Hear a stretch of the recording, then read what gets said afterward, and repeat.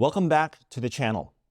Great dealers are going out of business like it's a TikTok trend. What does that mean for watch collectors? Let's get into it.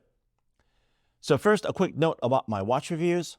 I only review watches from my personal collection bought with my own money. Just FYI.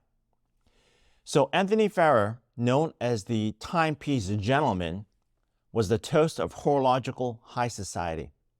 Here's Paul Thorpe and Anthony about to announce their engagement. It was a story about a hardworking masseuse learning the noble trade of watchmaking. It was the American dream of success. Now, this gentleman has been arrested by the FBI. What a horrible twist. It's so sad to see a heartwarming rags to riches story go so wrong. What happened, Mr. Farah? Did your Instagram get canceled? Did X shut you down?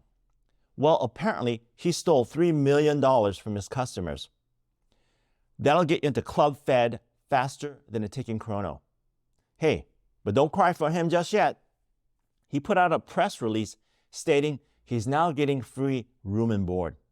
He's spinning it as a savvy, cost-cutting business move. Now is the time of maximum danger for gray dealers, and I will explain why. There is a key statistic that you need to hear, and watch collectors really need to be careful.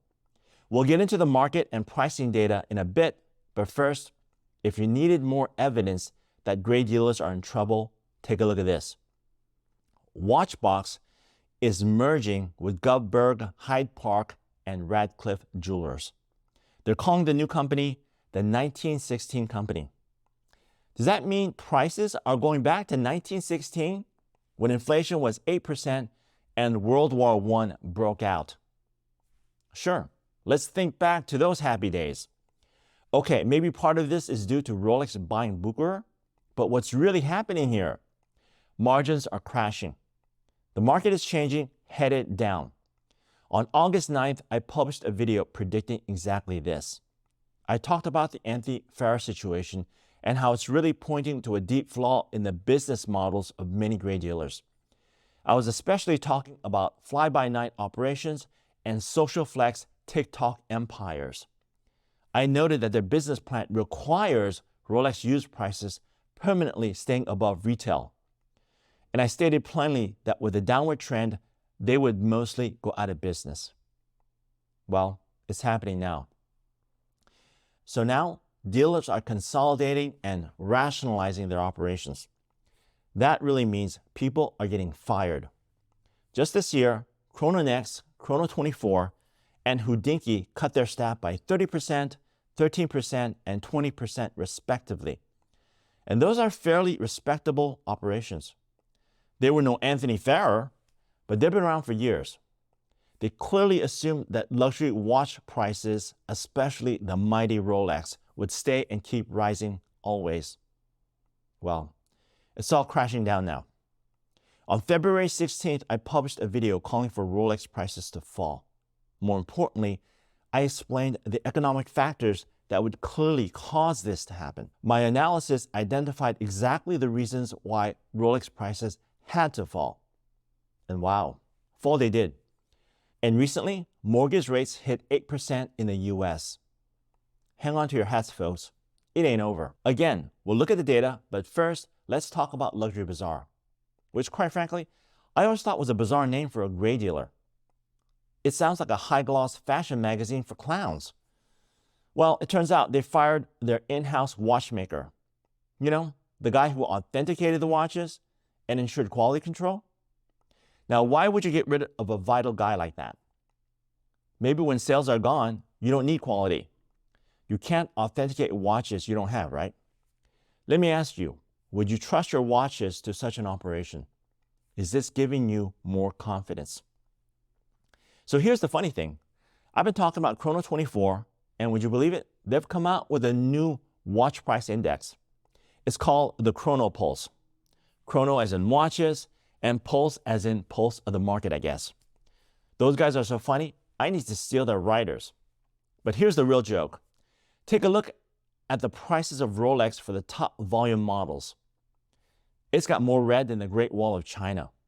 The GMT Master 2 is down 15%. The sub-date is down 9%.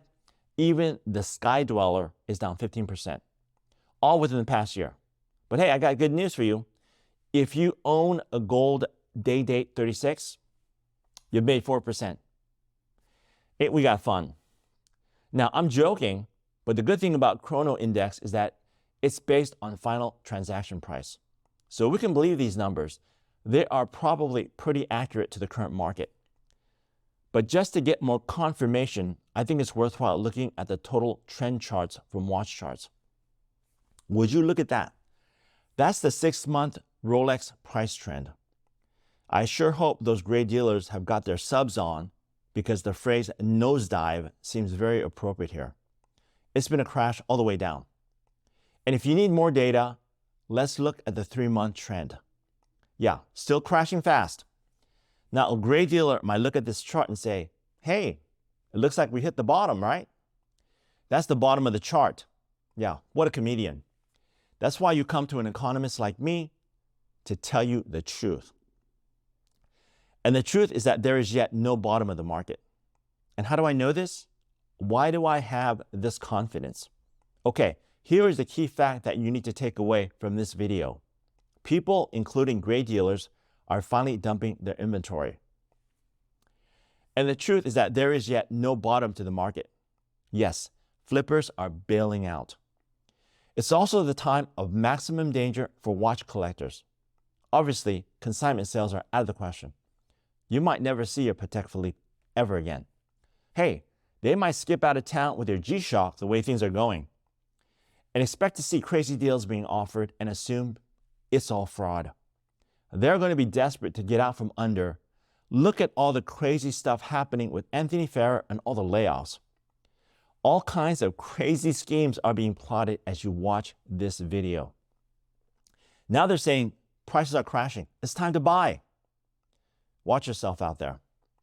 The reason why I showed you the 1-year price drop, the 6-month and 3 months trend, is the maximum holding period for gray dealers, especially flippers and those fly-by-night dealers. They can't hold on much longer. And we know this because inventory is at a 3-year high. So if you hear any crazy talk about Rolex prices bottoming out, know that it's exactly that, crazy talk. How do prices stop dropping when inventory is getting dumped? It ain't over, folks. So are you in the market for a Rolex? Are you thinking it's time to buy? Or are you planning to wait until next year? Let me know in the comments. Okay, that's enough fun for today. I'll see you in the next video.